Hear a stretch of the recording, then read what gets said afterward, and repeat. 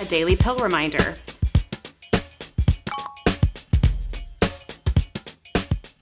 When it comes to the start of a new year, it's common to think about yearly healthcare steps you need to take, like your yearly physical or breast exam or colonoscopy.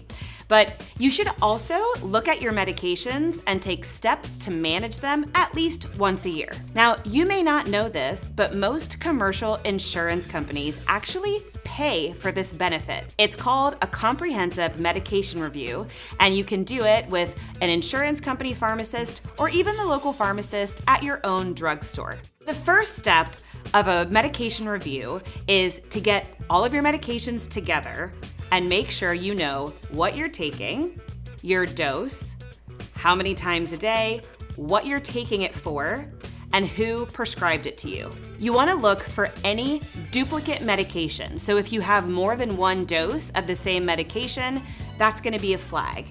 You also want to look for anything that is outdated or you're not sure if you should be taking anymore. Those are all things you can put a little flag by to check with your prescriber or your pharmacist to see if it's something that you should still be taking. If you don't know why you're taking a medication, that's something else that should be addressed. Often, you may be prescribed something for a temporary condition or for a side effect you're experiencing from another medication, and you may not even need it. The next step is to look at your daily routine and when you're taking your medications, especially if you're taking more than one. I had someone come to my pharmacy for a yearly review, and they were taking a thyroid medication first thing in the morning on an empty stomach, and then taking their bisphosphonate. That also is supposed to be taken on an empty stomach without any food 2 hours before breakfast at 8 a.m., and then eating breakfast at 10 a.m.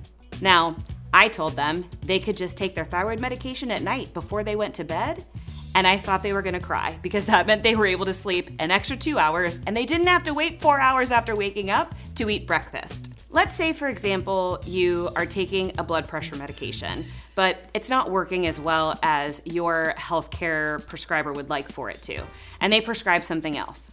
And those instructions aren't always clear.